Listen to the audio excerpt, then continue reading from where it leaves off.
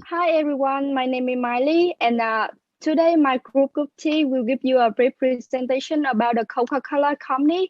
Let's get started with about the company. Coca-Cola is non-alcoholic beverage concentrate and syrup retailer and producer started at 1886 and one of the largest beverage corporations inside the world. The Coca-Cola manufacture and sell wide variety of soft drinks, but Coca-Cola beverage is the main product. And the Coca-Cola provide 500 brands and more than 1.9 billion servings of beverage in over 200 countries, territory across 5 operating regions. Next slide. The Coca-Cola mission statement is to refresh the world in the mind, body, spirits, and to inspire the movement of optimism and happiness through our brand and action, and to create the value and make a difference. With the viral marketing, Coca-Cola had a lot of viral marketing, but Share Coke is the one of the Coca-Cola most special digital campaign. The purpose of the campaign will create a more personal relationship with the customer and inspire share movement of happiness. In the campaign, Coca-Cola allow customer custom name and song. After the campaign created increase Coke share by 4% and increase the consumption by 7%. It also earned a total of more than 18 million media impressions on social media. In the United States, 1.25 million more teenagers try Coke and sales revenue of the package rise 11%. With the move to the big campaign, the campaign will focus on 2012 Olympic. The target of customer were the teenager.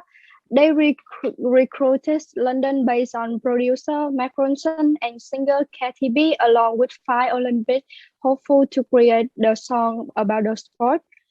This marketing strategy attempt to increase brand loyalty. The campaign used 5 key elements to marketing this campaign: a song, a TV commercial, a series of digital, and the mobile app.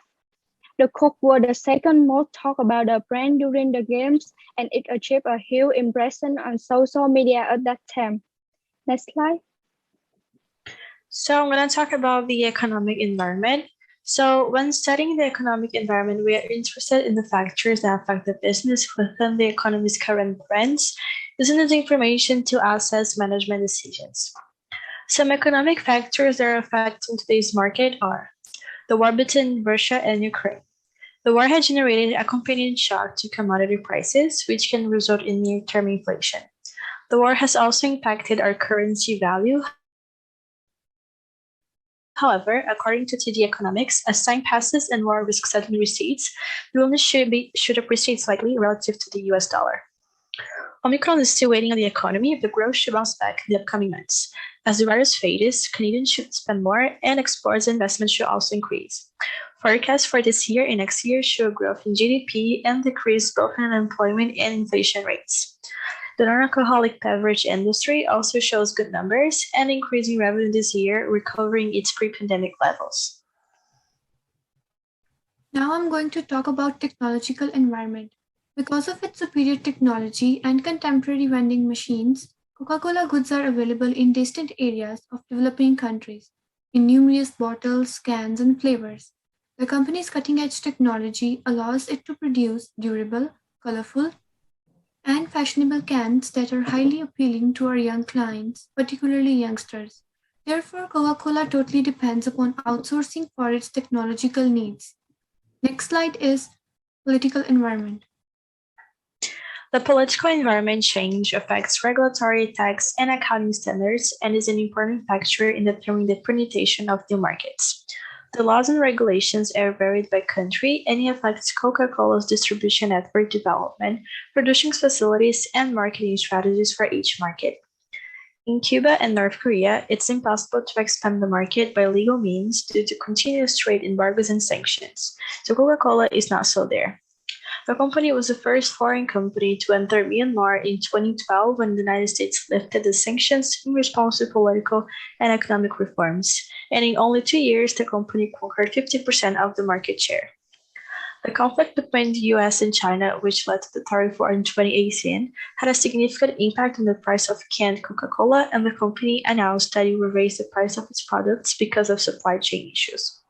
The Coca-Cola company did not show any response when global companies had already stopped selling or providing services in Russia, and hashtag boycott Coca-Cola has become a trending hashtag. The company eventually announced in March of this year that it would suspend operations of its business in Russia. This decision can be interpreted as a response to the global target market, which expressed participation in Russian economic sanctions and the social responsibility of global brands. Okay, let's talk about socio-cultural environment now. The bulk of Coca-Cola goods is distributed in developed countries. They also serve the needs of these clients. To appeal to Japanese customers, they develop 30 different tastes. Similar attempts are being made in China. Coca-Cola has penetrated numerous culture and lives around the world. Its impact can be seen in our films, television shows, decor, vending machines on every corner, and a plethora of commercials. Coca-Cola has been ingrained in the culture.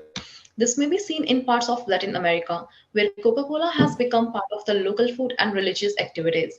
For example, in the 1970s in Mexico, religious confederation replaced rum with Coca-Cola to help in the contact with spirits while avoiding the rising incidence of drunkenness. Next slide, please. In this slide, I will talk about how geography and weather conditions affect the Coca-Cola company. Every country has a characteristic weather depending on its location. Weather affects customers' moods, which affects their buying behavior and patterns. According to a study, Mexican consumers have a pattern of increasing soda consumption by about 20% in states where daily temperature rises by more than 32 degrees compared to days below 22 degrees. The result was found similarly in a study in the UK.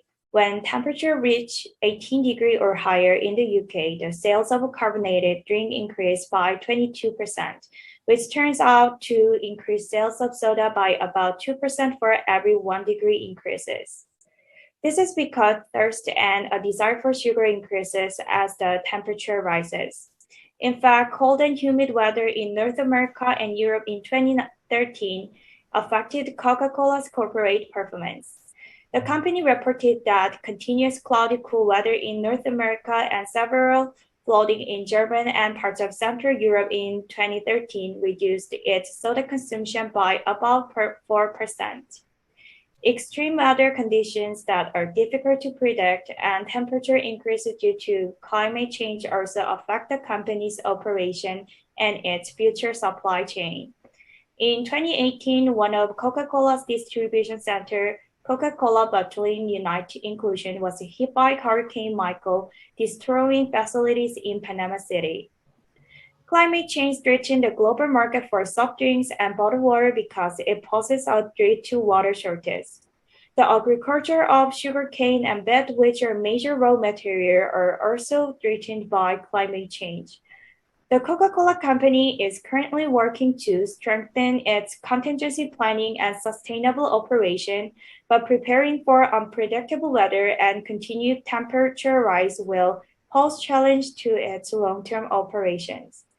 Next slide, please. On this slide, I will explain Coca-Cola's competitive environment. The size of global carbonated beverage market is expected to expand to 4.7% of combined annual growth rate between 2021 to 2028. With the growth of the beverage industry, competitors will increase, which means Coca-Cola will compete more fiercely. Based on 2021 data, the market leaders in this industry are the Coca-Cola Company, PepsiCo, and Keurig Dr Pepper in order. Coca-Cola and Pepsi are long-term competitors known for cola wars since 1980s. The two companies are gaining a leading presence in more than 200 countries and are competing for the same market. According to industry statistics, Coca-Cola has been leading the market since 2004, but it is difficult to reach an agreement on which companies dominate more market without narrowing down to specific products. Besides, PepsiCo often beats the Coca-Cola Company and shows its potential as a major competitor. As trends change in the beverage industry, Coca-Cola will continue to face challenges in its competitive market. Increasing health awareness and energy and nutrition beverage industry and growth of sugar alternative beverage market will put the company against more competitors. Next slide, please. Okay, let's talk about contingency plan. A contingency plan is one that is created in the event that something goes wrong with regular or anticipated plan. It's frequently used in risk management for a rare occurrence that, while implausible, could have disastrous effect. It is often devised and planned by the company to think possible ways in dealing the unusual and unforeseen circumstances. Business is dynamic and unforeseen at the same time. It is also known as Plan B if the things don't go as planned as they can act as better alternatives. It focuses on all the means and ways to protect the business and gets in its regular operations. The latest contingency plan Coca-Cola is making is to limit the high-intensity sweetener from China if the COVID-19 continues to spread. They have put in place contingency supply strategies and do not expect any delays to have a short-term impact. However, if production or export operations in China deteriorate, the company may see a tighter supply of some of these chemicals in the long run. The company needs to have contingency plan in advance to be prepared for any unforeseen long-term shortage of supply or no supply from China at all. Failure to which may lead to great loss in the supply of Coca-Cola products and its profits. It also created a fear of competitors taking over Coca-Cola's market and engagement, which may affect the companies on a larger scale. Looking for the best alternative dealers who can supply sweeteners to the company or looking for some other way needs to be figured out before the crisis hits. Well, the brand is still in the process of finding out the best alternatives. For Coca-Cola, the contingency plan needs to be based on the way in which everyone can communicate and figure out the best possible outcome to deal with these situations. And the company must have the ability to make changes in its plan to deal with this crisis. The plan must not be rigid and fixed. Instead, it must be flexible enough to save the company's profits and markets. There might be various situations that can affect a company's reputation, target market, and profit, but the business needs to be planned every possible way to deal with it. Next Now slide, I'm going to please. talk about ethics. Our analysis uncovered several ethical concerns with Coca-Cola. Several trade union initiatives had targeted Coca-Cola for accusing the company of harassing union officials. Coca-Cola was a member of a slew of corporate lobbying groups in 2019. The group's motive was to promote free trade at the expense of animal welfare, human rights, and the environment. Coca-Cola is a major source of plastic pollution. It was sued for plastic pollution by the Earth Highland Institute and the Plastic Pollution Coalition in October 2020.